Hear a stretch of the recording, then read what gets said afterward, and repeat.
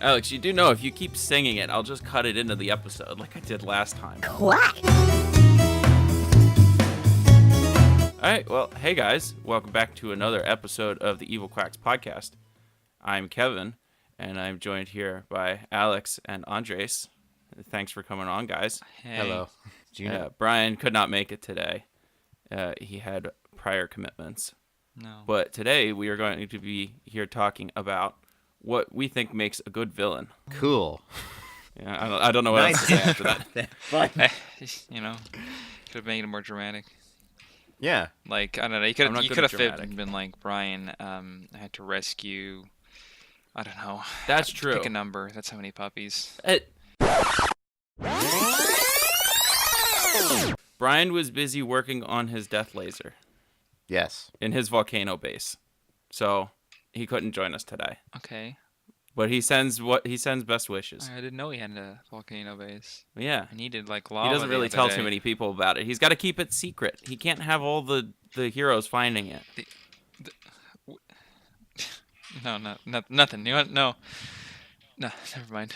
What's What? how do we someone start off this thing, you know? What's a good note to begin on with discussing villains? Like, I know where to go with a bunch of it. I just don't know the good beat to. It's almost like writing a paper.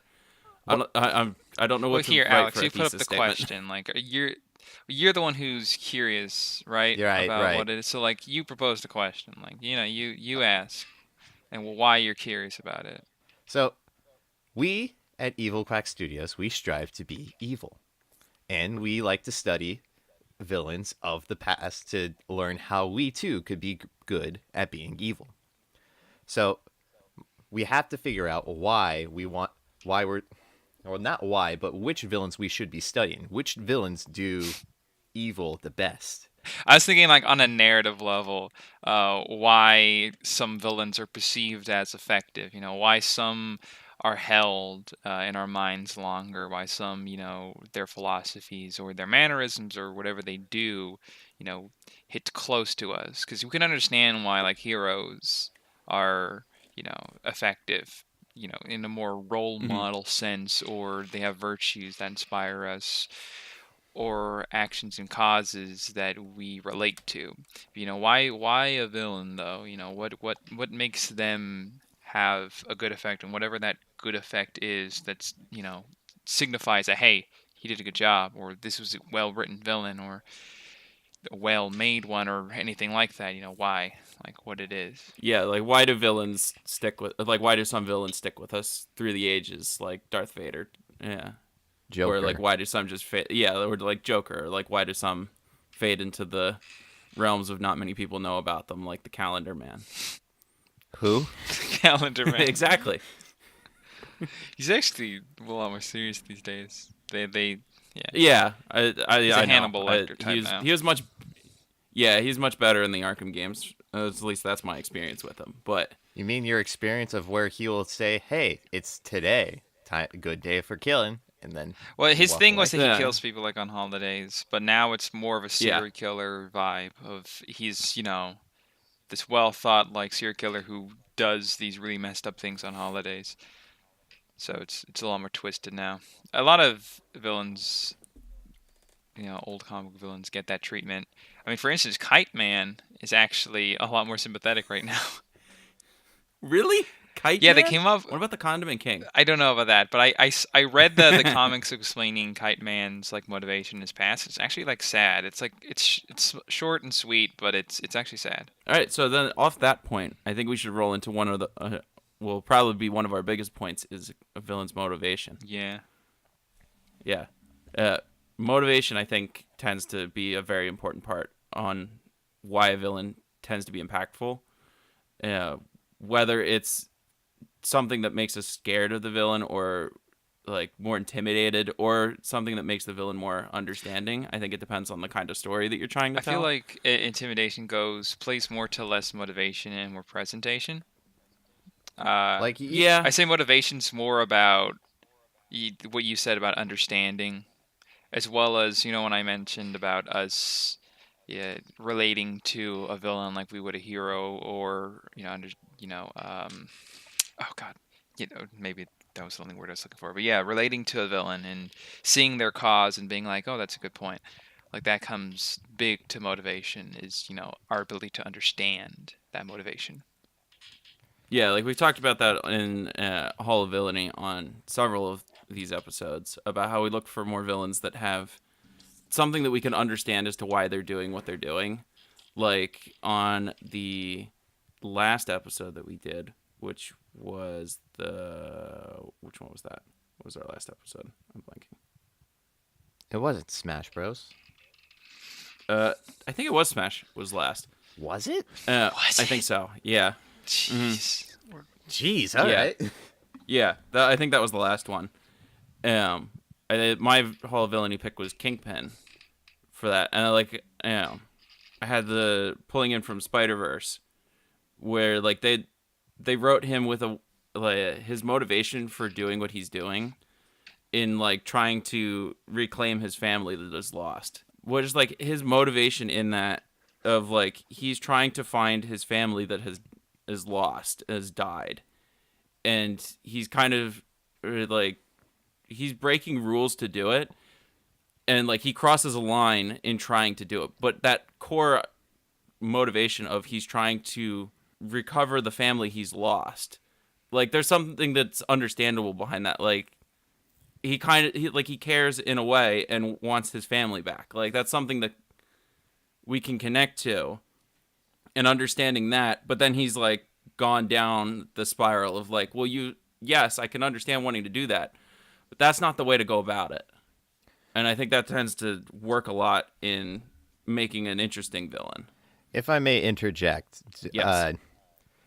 This is something that if you studied like politics, philosophy, or any social science, you may come across the belief that in one of the rules of society is that people are either inherently good or people are inherently bad. And laws do exist because of the belief that people are inherently bad, and laws are there to control people from doing bad things that may harm to others. Now, I believe in the philosophy that all people are created inherently good, which means at their core, they're doing something to not benefit themselves, but something that to benefit the world around them in a positive way. So, like for example, like Valentine, Valentine was the main villain in the first Kingsman movie. Yes. His entire motivation was based off of that humans have created climate change, which is slowly destroying our world, and that humans are the cancer that has started it all. That holds up. That makes sense and is backed by a lot of science in the world. Mm-hmm. What point are you making? I'm making the point that it's kind of similar to Kevin's point, where yes, people what he does is bad things. Words today. What he does is bad because he essentially is endorsing a worldwide genocide, but he's doing it for what he believes is the greater good, because at his core he is inherently good. He wants to do something that has a positive change in the world. It's more about it's less about the reason why they're doing it that makes them a villain. It's more about whether they're not they're willing to cross the line in order to change it. Yeah. And the difference with those two examples definitely being something's more personal and emotional, while something else is more profound and more profound in meaning. This is for the greater good. That's a heavy claim. That's a bigger thing. But you can see like, okay, that's a fair conclusion because you made some good points, as opposed to your Kingpin example of being like, okay, that feeling, I understand that feeling. I understand why someone would go so far for that feeling. And yeah, those are two different kind of motivations. And I was going to mention them as being, different avenues to go as to making a villain sympathetic in their motivation being, do we connect on an emotional level or do we connect on a logical level? Yeah, that is true. There's different ways to kind of build that, and I think it depends on what you want the story to be. like like with Into the Spider-Verse, and it's that whole like kind of mishmashing of different realities to get all of the different Spider-Men working together. Like, you can't really justify that on like a global for the greater good like reality. There's this, it's like mixing realities to the detriment of the fabric of reality.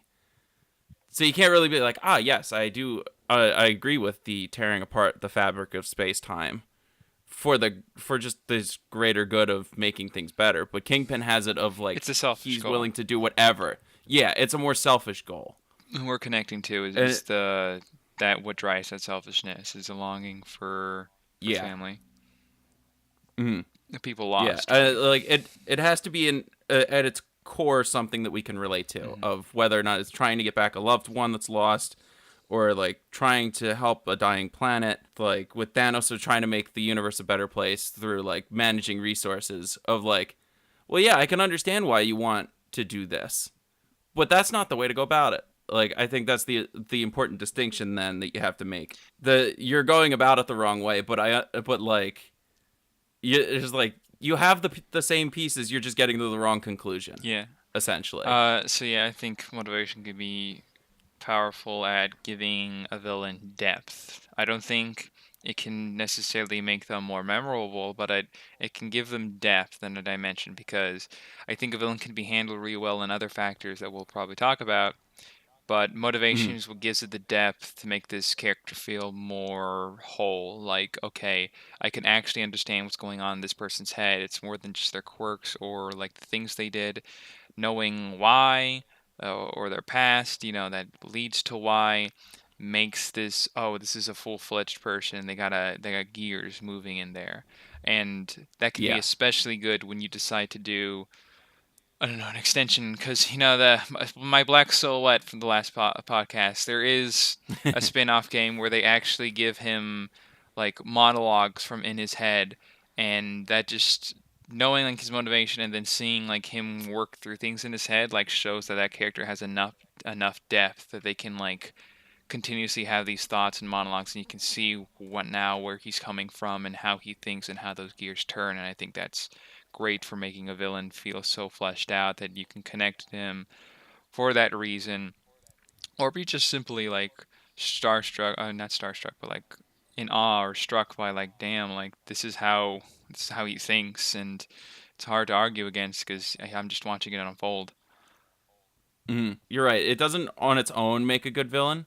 It's something that makes them feel like a more believable being. Like, nobody wakes up one morning and just starts twirling their mustache. They're just like, unless you planted mustache. I came out of the growth. womb that way. Handlebar mustaches just happen. There's no way someone consciously makes a decision that that's a good look for them. But yeah, there's something that pushes them down that path. Yeah. To get to where they are. And I feel like we can go to the next, point if we're done with motivation. I think what do you want to talk about? The next thing would be presentation.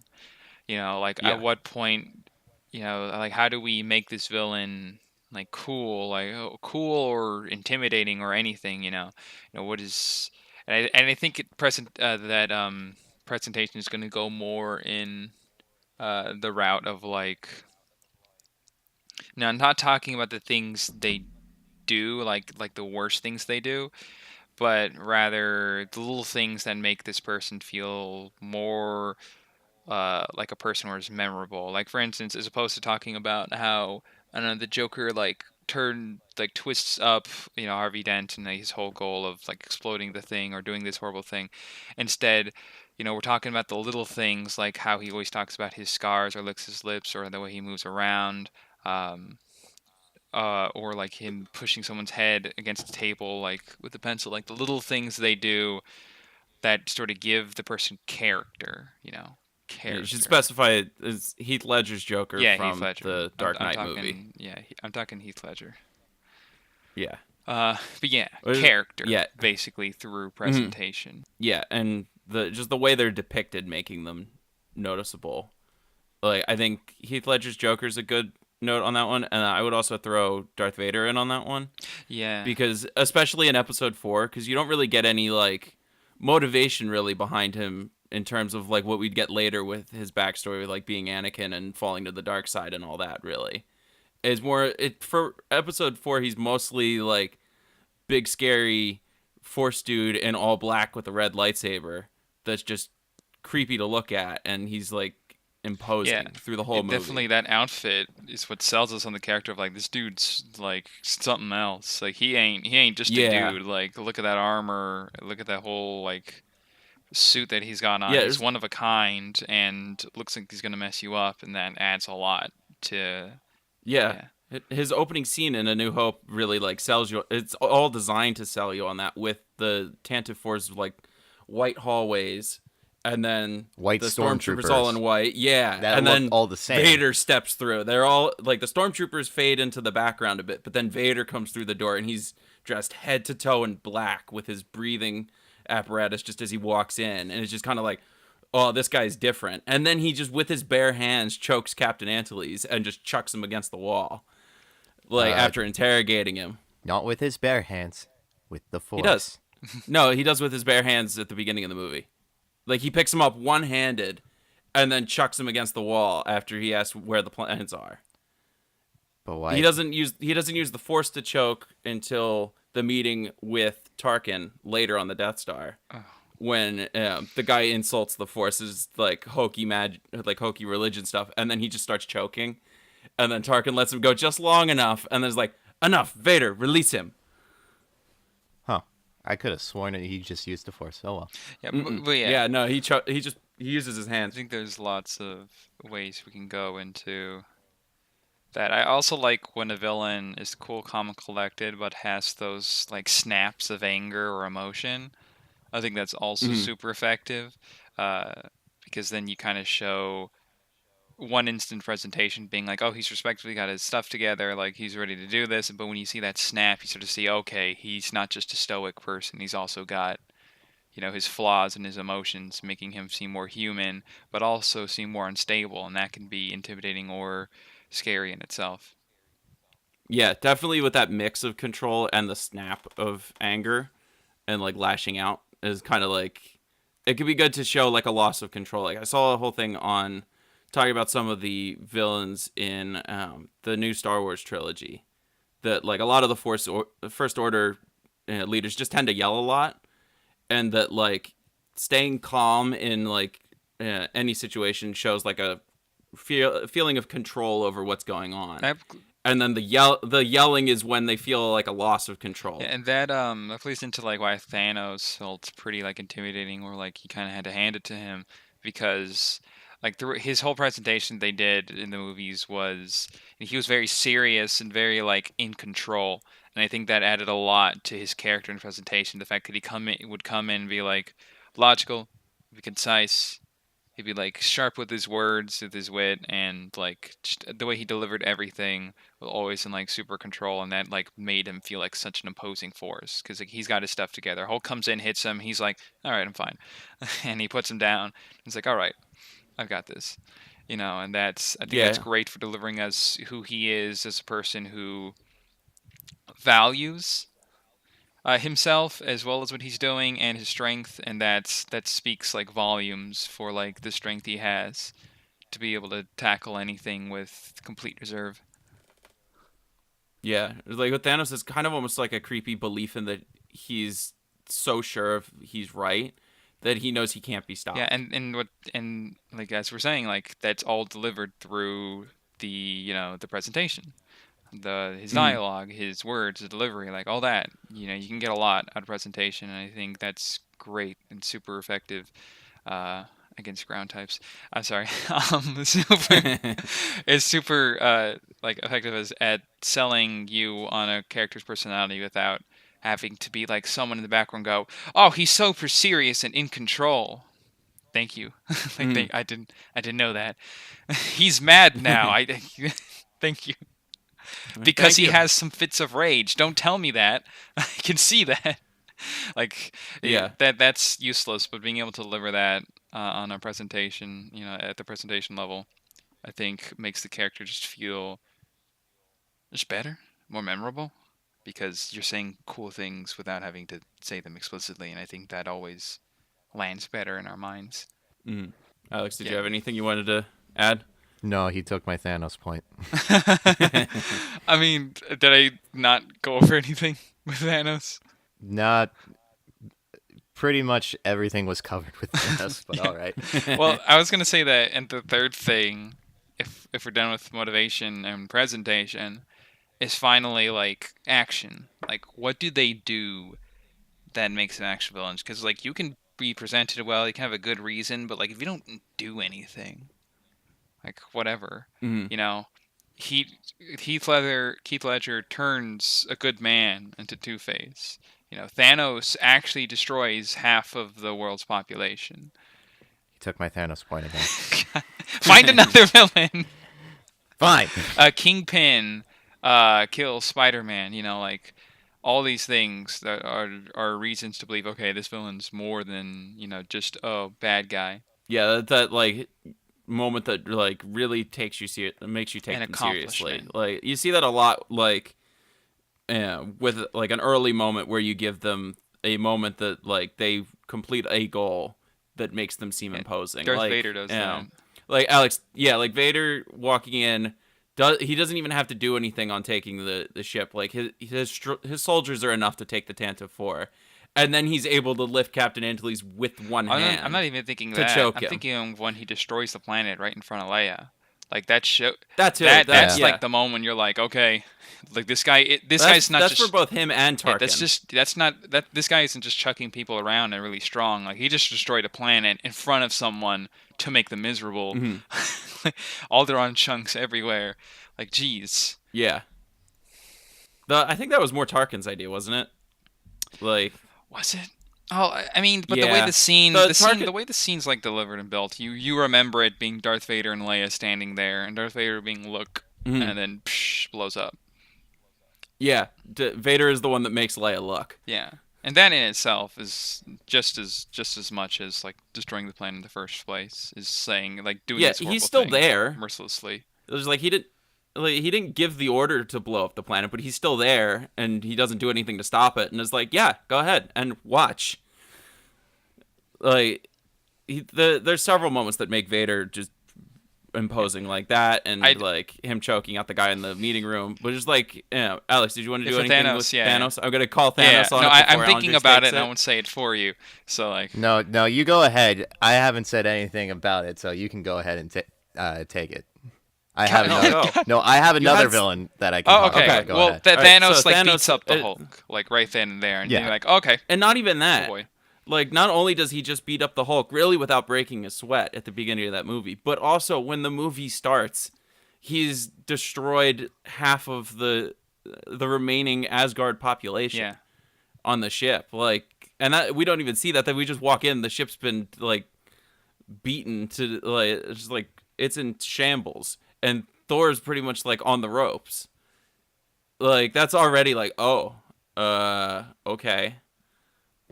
And then he goes and beats the Hulk without breaking sweat, and it's just like that really like solidifies him as like, oh, this guy's bad news. Yeah. Cool. But Alex?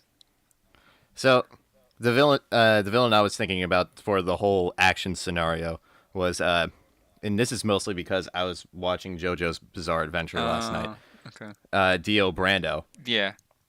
Because like if you're thinking about like those three aspects of a villain that we were talking about, motivation, it's very hard to understand. It's definitely not relatable because he is a boy from the slums who gets who when his father dies, he gets to be in this rich person's family alongside Jonathan. On that point, Joestar. I think his motivation is kind of like usual villainy, like he came from like a hard place, but ultimately you're not really sure. And I feel like a lot of tacky villains are like that, where their weakest on the motivation point.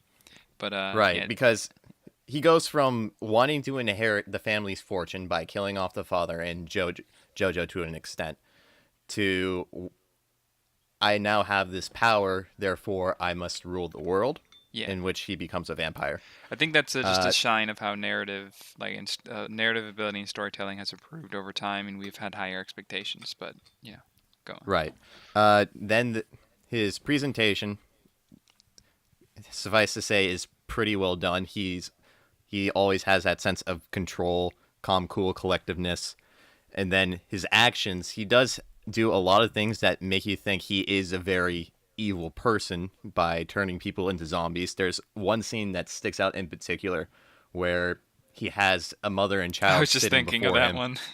Yeah, and the mother is like begging him, is like, please do no harm to my child.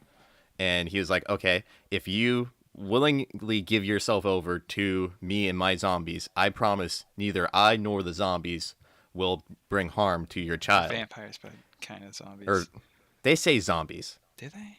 In the translation Yeah, I saw, I think they said vampires. I don't know. Netflix says zombies. Zombies and or vampires. We'll Doesn't just matter. go with They're that. kind of a mesh between both. Doesn't matter.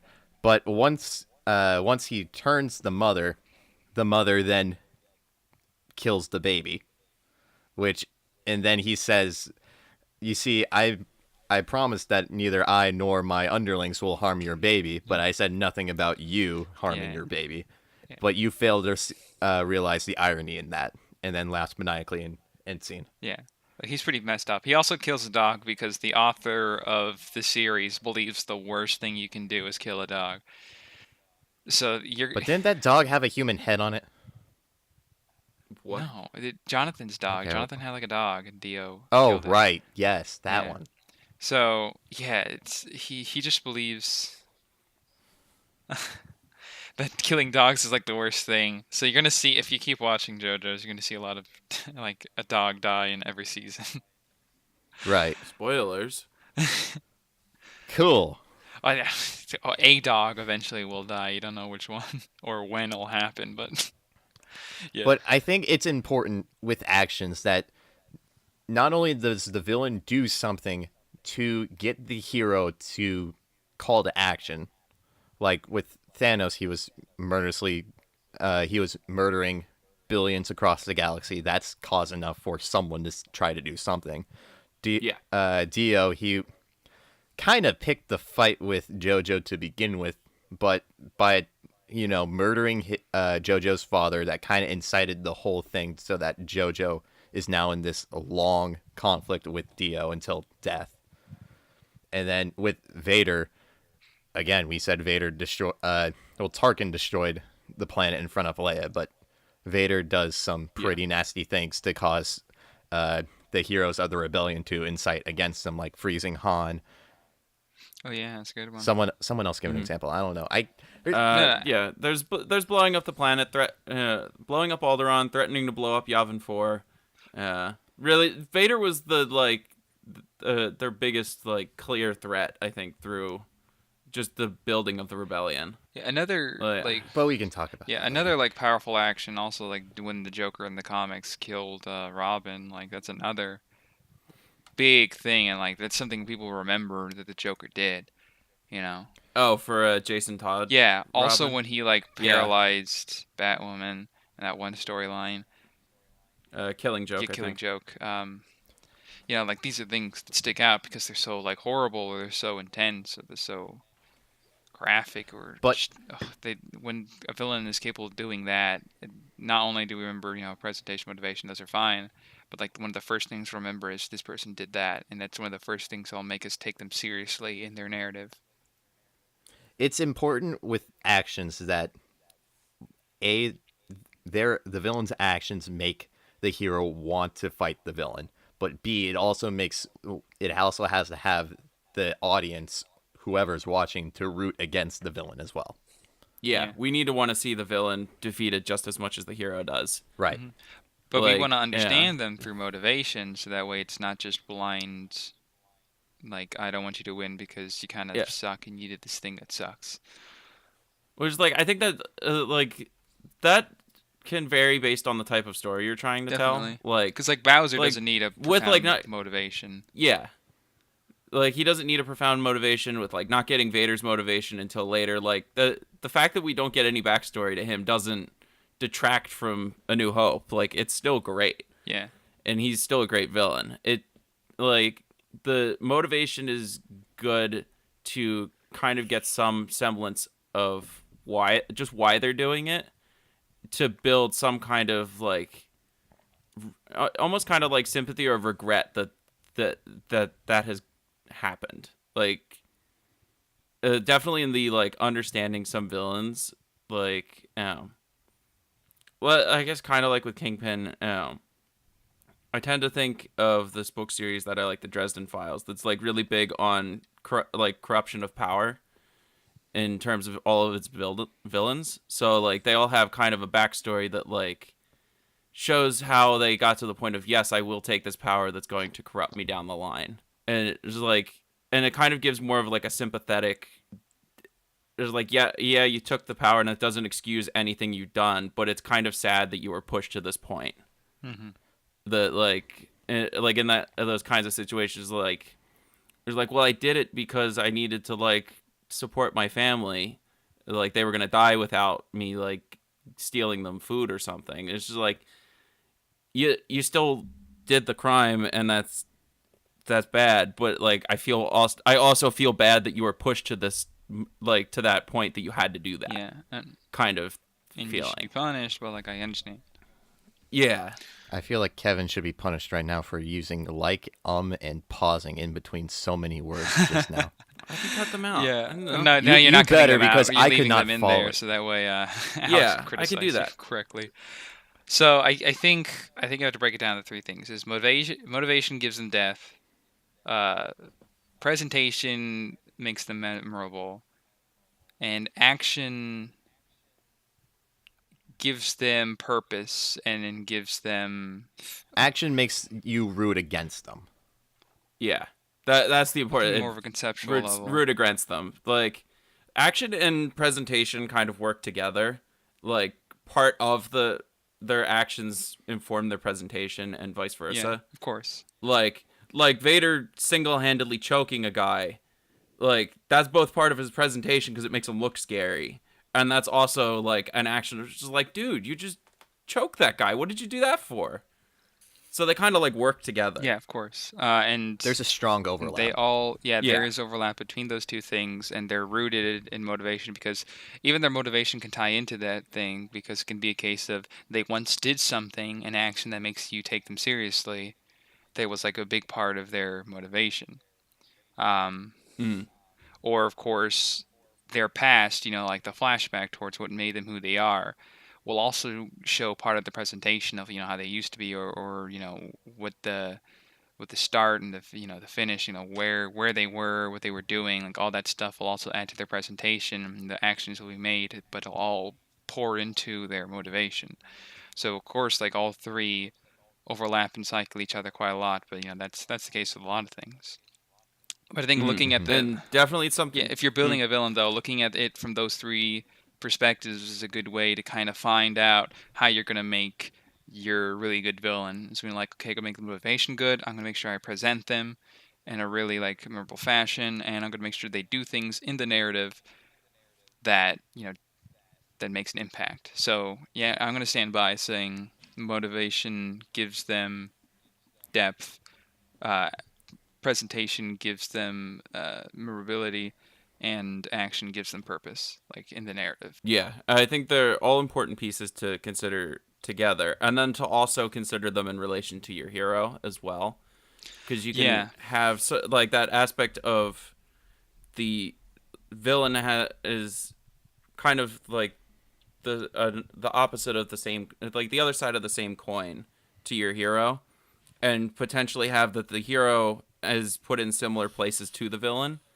Like something that I've been seeing in some foreshadowing stuff in World of Warcraft right now, that like they've been touching on bringing up the like older villain, the Lich King, from like the third expansion, and like his downfall from like a well-respected prince to his desire of like trying to save his kingdom, and that desire of trying to save his kingdom resulting in him taking power that he shouldn't have had, that then ended up corrupting him.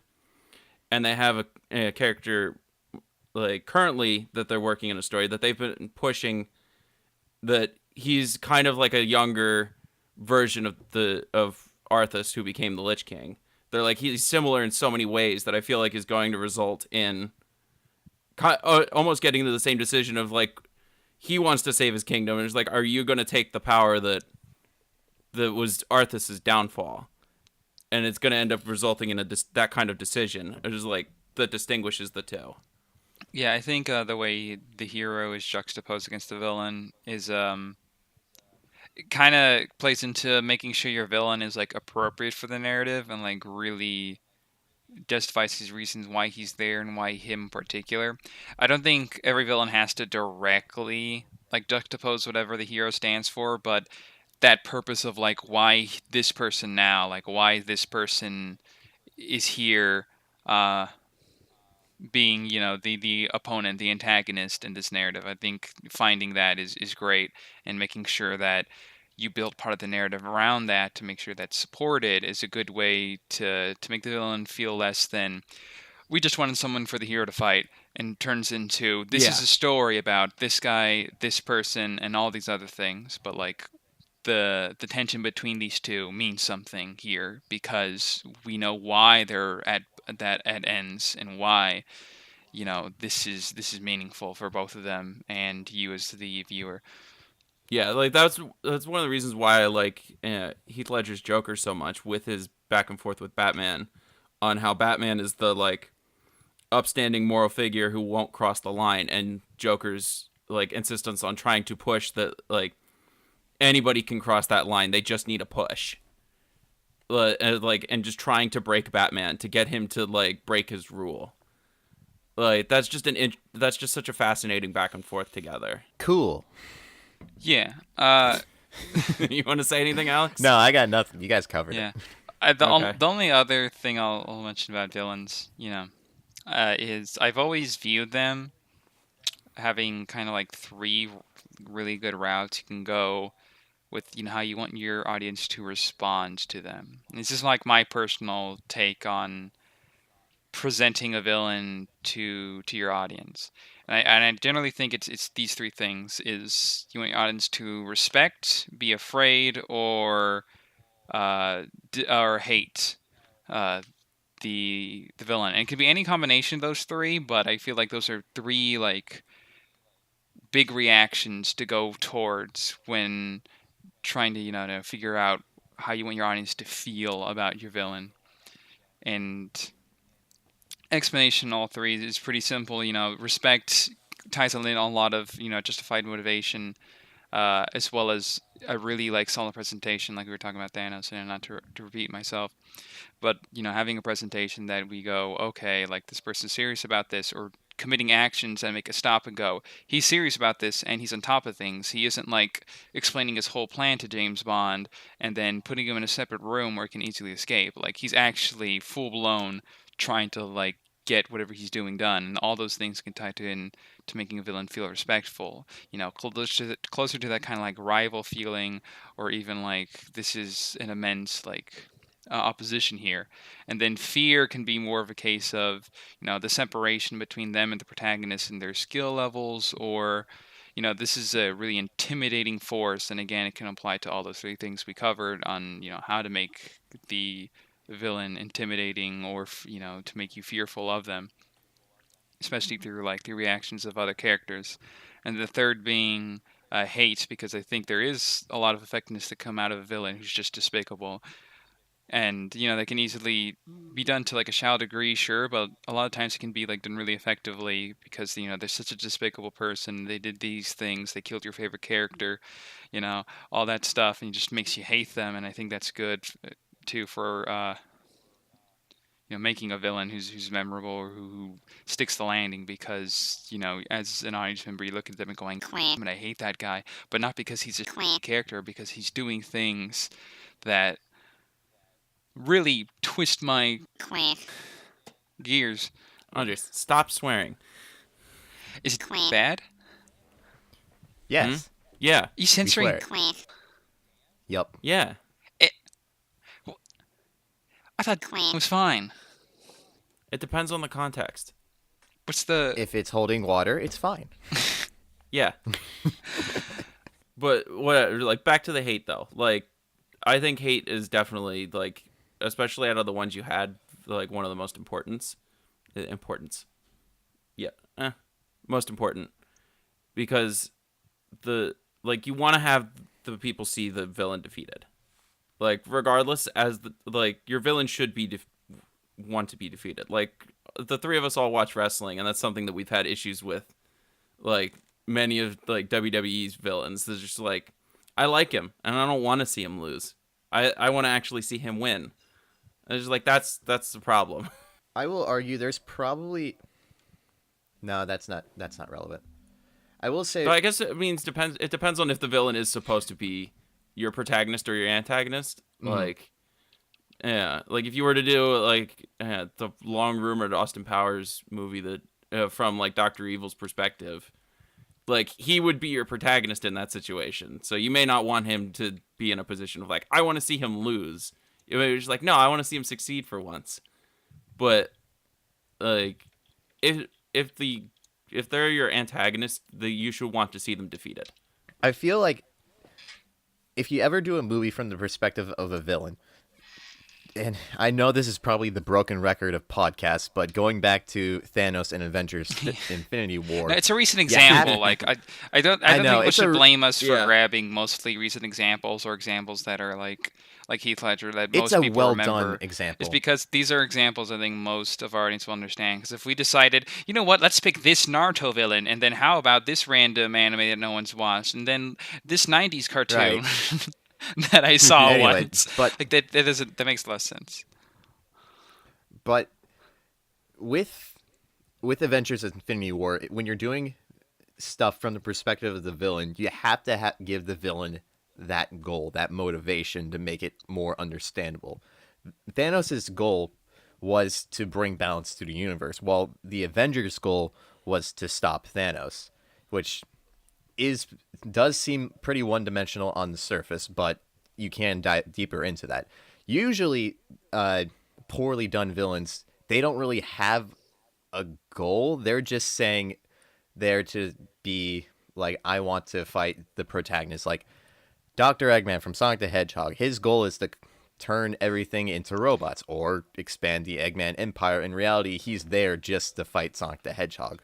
Bowser's goal in Super Mario Bros. Is to kidnap Princess Peach and do things, but in reality, he's just there to fight Mario. When you give villains that extra dimension of having a goal or the motivation, like we were talking about earlier, that gives them more depth and it gives it more understanding for the audience. There's like that's true, but we have both Eggman and Bowser are pretty iconic villains. I think there is an element of developing your villain for the story you're trying to tell. Bowser is an objective. He is your villain, but he's in the game sense he's meant to be an objective. You don't it's a platformer that you just have to get to him and beat him. So he doesn't really need anything else. Like that's his whole role. Right. But you can also argue that with villains like Eggman, Bowser, Megatron, they're just products of an 80s ideology of where the heroes need a bad guy to fight. Let's make them pointlessly evil without giving them any prior context to them. And we'll rake in the cash while kids eat this stuff up. I think there's different points to every villain. I saw one good video about kind of 3 different kind of villains you can see in a video game, and I think it ties in a lot of, to the purpose of a villain, does it within their context. It was an extra credits video, and I like a lot of what extra credits does. They do hit on a lot of interesting topics, and I definitely agree with this one kind of take on villains in games for being, for instance, there's the narrative villain, where their purpose is they're rooted within the narrative. They're vital to the story. They're there for a reason because the story is important. And here goes the story. But then you have mechanical villains, which is like your Bowsers, your King K. Rools. Your soft villains that don't really matter like in a narrative sense. Like their motivations, what they're doing in the story is not as important. They're more there just to then test you on the mechanics of the game. Like Bowser, ultimately, fighting him comes down to like, you learned all these things in the game. You're about to play like a tough level where you have to fight him. There you go. Like his purpose is mechanical. Like he's really just going to test your metal at the very end in a tough level. He's not a narrative guy like oh god, what's the recent game I played? Oh, like Dutch or Micah in Red Dead, where it's like as a level, like shooting Micah, is not this whole mechanical thing. No, because he's not there to mechanically test your know-how about the game. He's there to be a narrative villain. Like he's there as part of the narrative. He's your fight against him is all rooted in there. So I think that's important when like thinking about like old cartoon villains. It kind of relate to the idea of them not being super narratively like ingrained and verbose guys fully fleshed out. That part of them is to give kids an antagonist to see and understand to fight against. So you can say they're like the mechanical villains of toys marketing. Right. Toy cartoons. They're just there, and there's like some of them have gotten development like down the line. Like Megatron recently got fleshed out a lot in the most recent run of comics.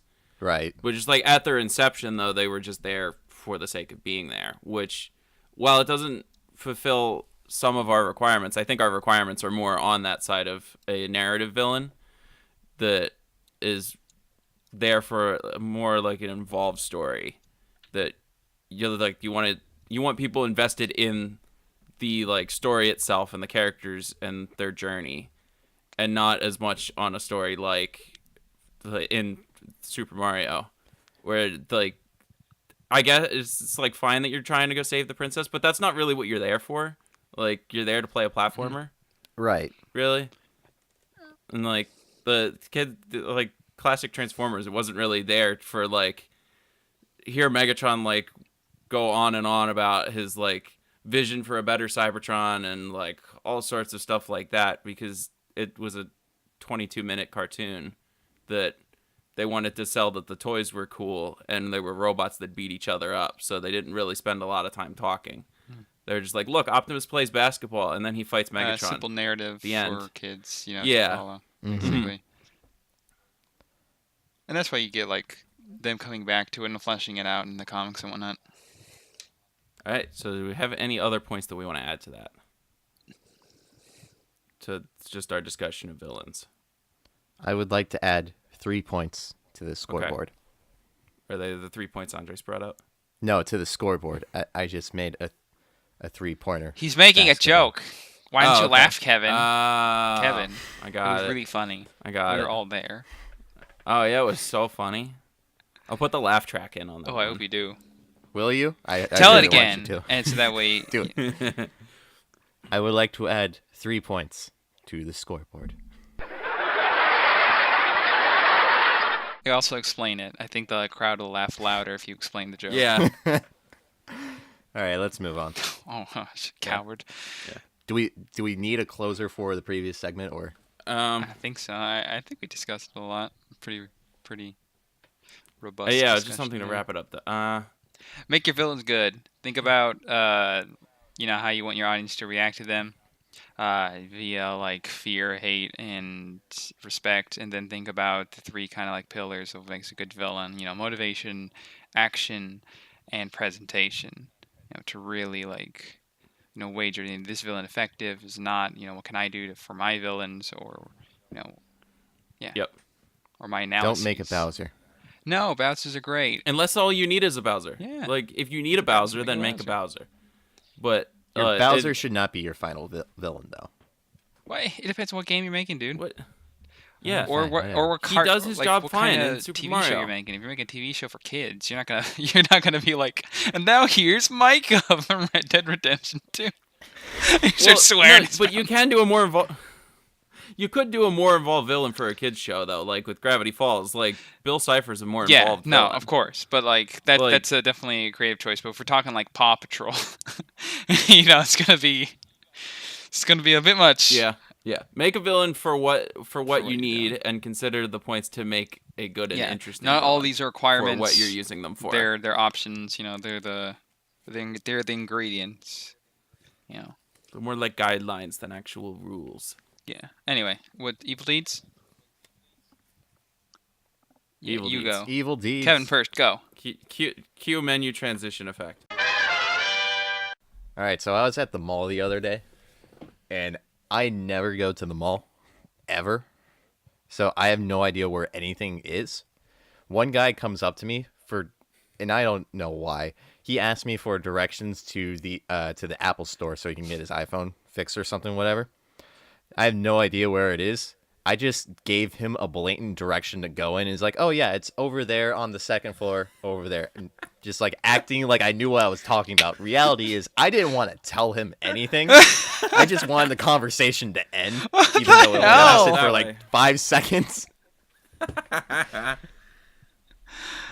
Never That's saw pretty him good. again, but I'm not going back there.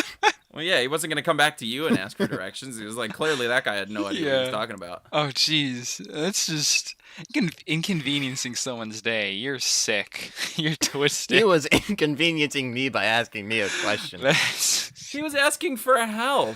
How dare he? Me How dare help he? a human being? Oh, please. It would take me, what is that, 10 seconds of my life? Jesus Christ. You think time grows on trees? Do you? Yes. You're does. you're dumb. It does. You are foolish, and you are high, and I refuse to associate myself with you. Good day, sir. You just wasted 10 seconds of my life. There we go. There's mine. I wasted 10 seconds of Andres' life. He keeps doing it. Why do I talk to him? That's all he ever does is waste my time. It's the evil deed that only gets better and better. Jeez. This is the second time in a row that your evil deed is somehow inconveniencing Andres. Yeah, because it's fun to inconvenience Is it- Andres. Yeah. You need to it get is. up. You need to either start getting a little more elaborate with these inconveniences, or you need to start doing something else. Yeah. Because just talking to Andres is not an evil deed. No, I know. Trying to think of mine. I definitely annoyed people. I think the only thing that's coming to mind is I had like a slight moment that wasn't about directions that wasn't anywhere near as good as yours was, Alex. Like I had somebody that asked for directions and I just said not here. Like they were like, "Is this?" Like I was going into a pizza place and they asked me where this other pizza place was. They were like, "Is it here?" And I was like, "It's not here." Oh, no, you answer the this pizza question. place. That's not like Alex who just lied. No, but I knew where it was.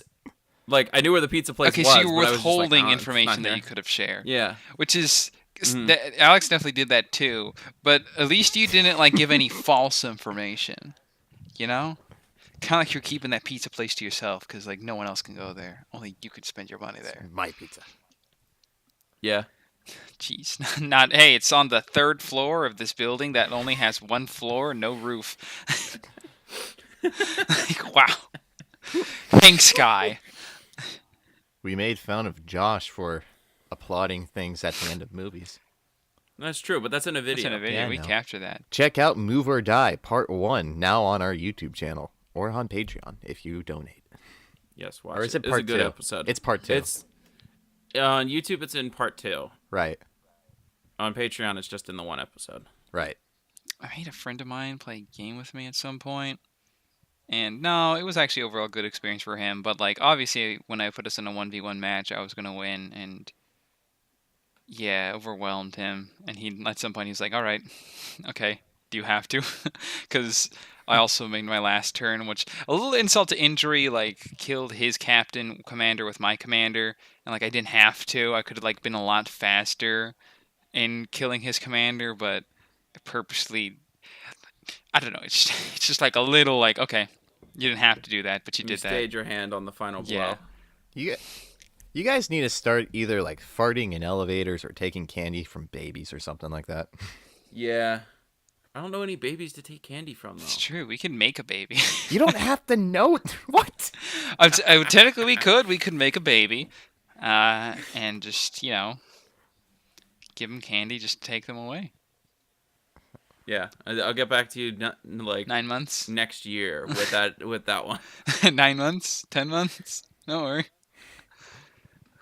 You don't have to know the baby is what I was trying to say earlier before Andre said what he clearly said. the problem we ran into is that none of us knew any babies or had access to babies. So Yeah. that's why I said if you make one, you're guaranteed to have access. That's my suggestion is a lot more logical than you're giving it credit for. Well, you could also just have candy on your person whenever you see a baby. Give it the And baby what a if all piece the of candy, then babies take it away? just don't show up one day And then or what if- ever within a month or so? It could happen.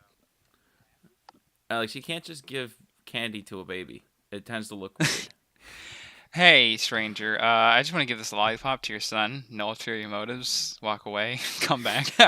My lollipop. I want this back. I found a different baby to give this to. I'll take that back now.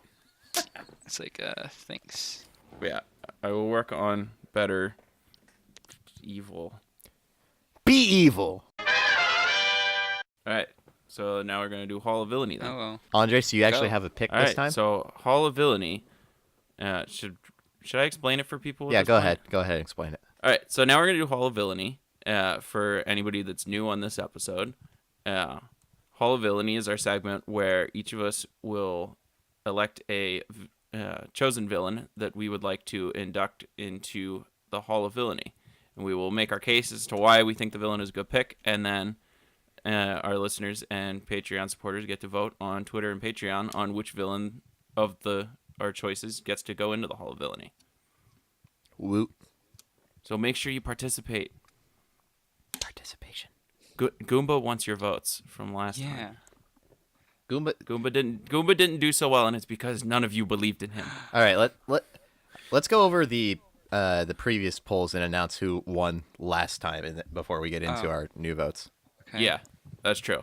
All right, so we had two last time because we forgot to put one up after the Red Dead podcast. So we had the one that was Kingpin, Black Silhouette, Goomba, and was that the one you listed Thanos for? Yes, that was the one I listed Thanos for. Okay, and then that was the one that was a tie, right? Yes, that was a tie with between Thanos and Kingpin, with Goomba in a close second, and surprise, Black Silhouette with absolutely no votes. All right, and so then what are we doing with the tie? We're Alex, you're in charge of the polls. Fill us in. all right. So, I spent many of a night trying to think what we need to do to break this tie, and I said, "Screw it, they're both going in." Wow. Wow. That was because you didn't want to face the chance that Kingpin would win out on whatever the tiebreaker was, and then you'd have to put Thanos in again later. Pretty much. He was like, all right, I'm making the case for Thanos for the third time. Anyway, and then the second one, which was meant for our Red Dead podcast, was between Micah from Red Dead. I forget his last name. Micah Bell from Red Dead 2. Dutch Then Dutch and from Bowser. Red Dead 2. And then Bowser. Right. Please tell me Bowser. And then you are correct. Bowser won with Dutch in, I'm not gonna say a close second, but a respectable second. Okay. And then Micah with absolutely no votes. Huh. All right. Bowser. So that means the iconic Bowser, Thanos, who is awesome, and whatever Kingpin is, are now being inducted into the Hall of Villainy. Have we mentioned the past ones too? They join Handsome Jack, Ridley, and I think that's it. Yeah, that's right. Ridley was one. Those were both Brian's picks, right? Handsome Right, Jack those were- and Ridley. Those were both Yeah. Brian's picks. That's the real reason why we haven't had Brian on. So that Yes, we we could don't get want the, him winning. So let's go down the line. Andres, Me? who is? Yes, Well, you're starting. you know what? I'm going to shoot for it. Katakuri. Katakuri. Right? Katakuri. From One Piece.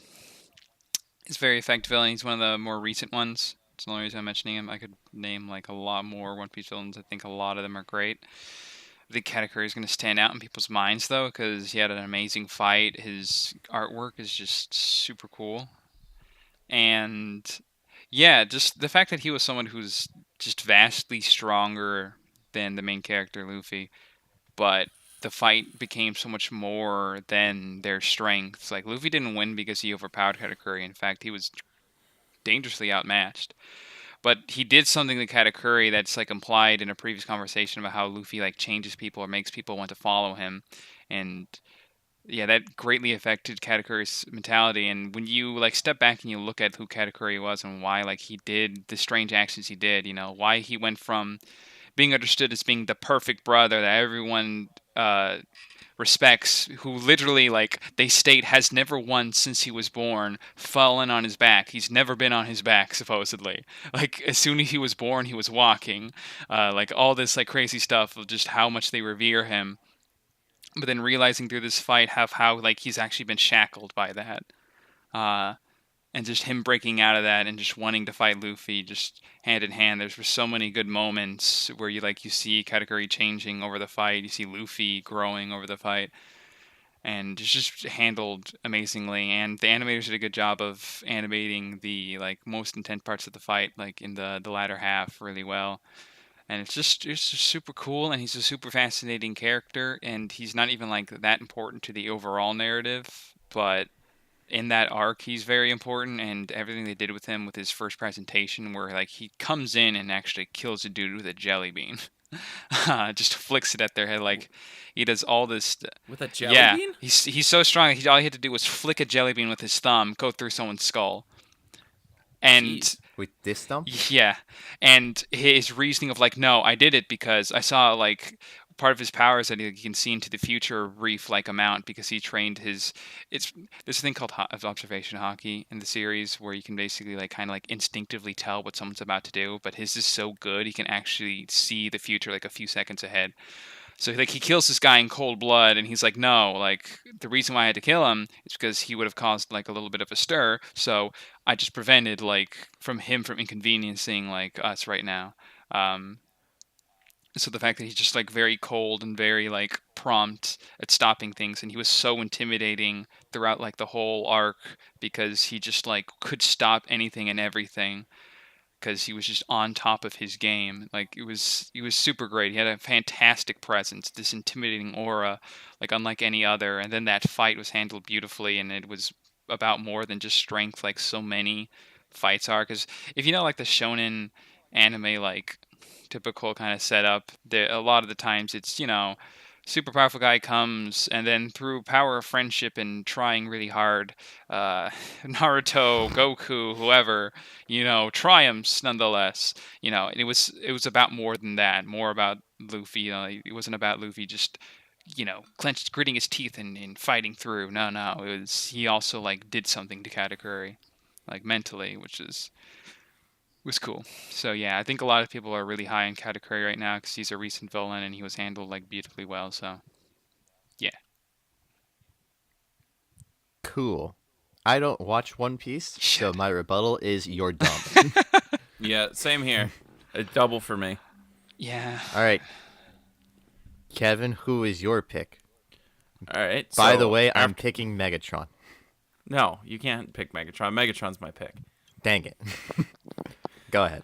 Yeah. So after last time, you told me I can pick Megatron again. I'm gonna go for another attempt with Megatron, and I think Megatron, especially the comics version of Megatron, is a villain that I think fulfills a lot of the criteria that we talked about today.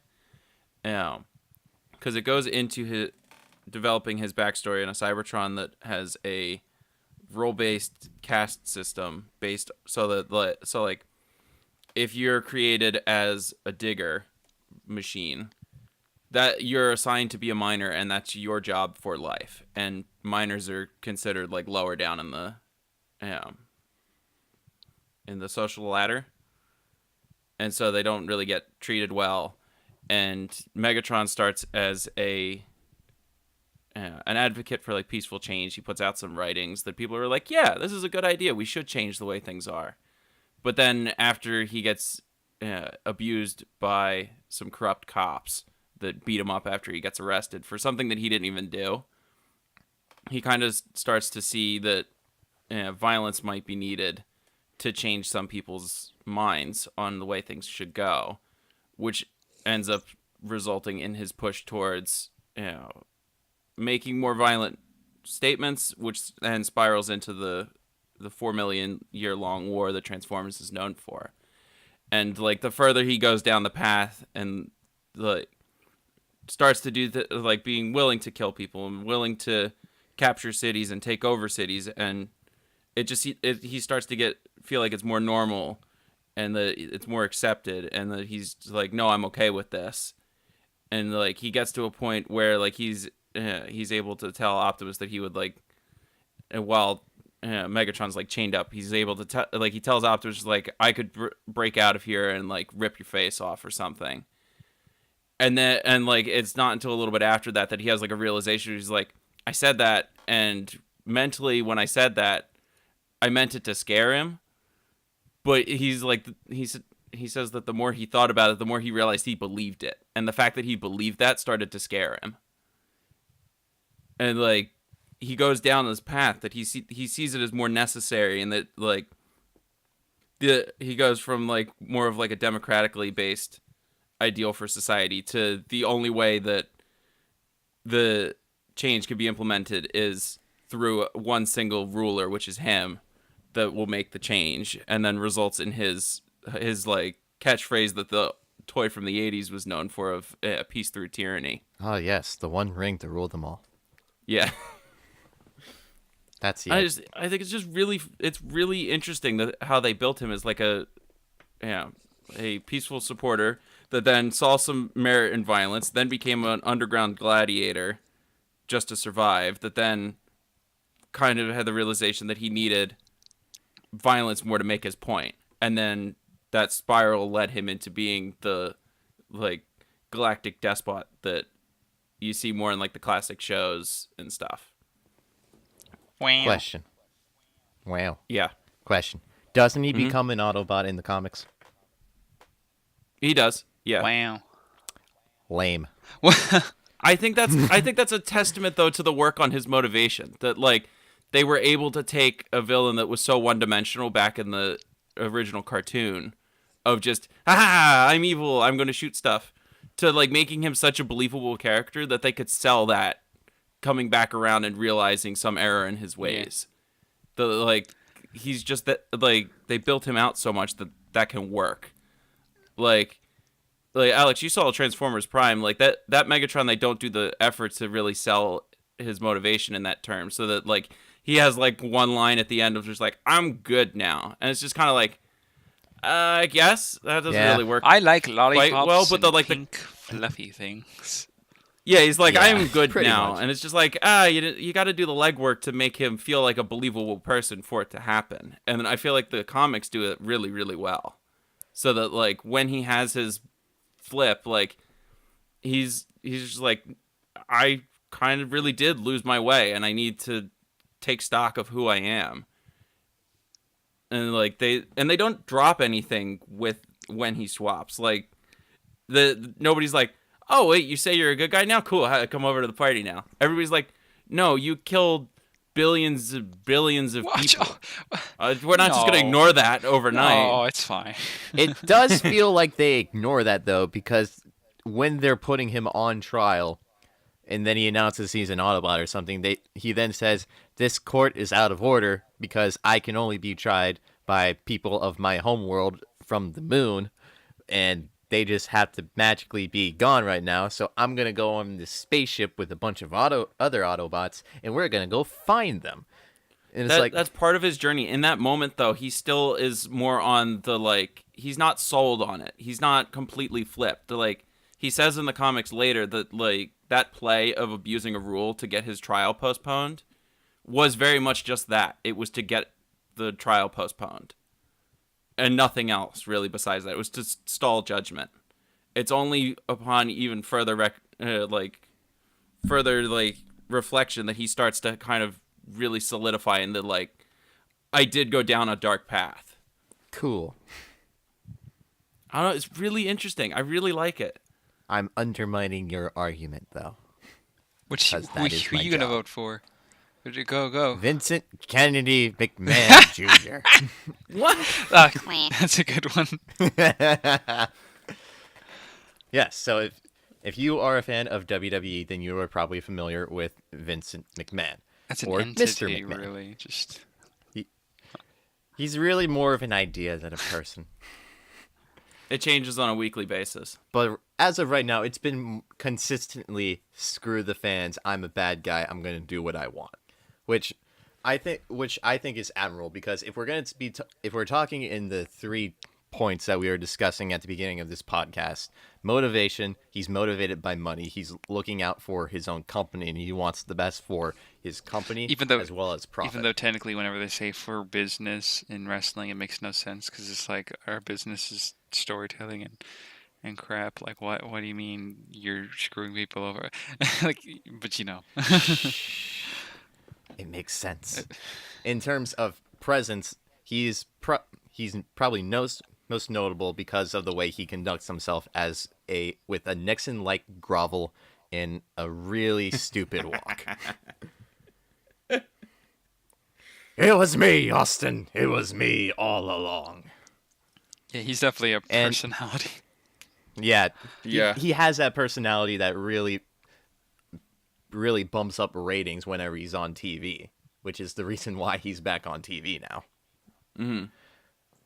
And then in terms of actions, and this is probably only recently, but you can also just look at everything he's done to Stone Cold Steve Austin. He's very good at getting the fans to hate any action he immediately does, for the sake of drawing out the story.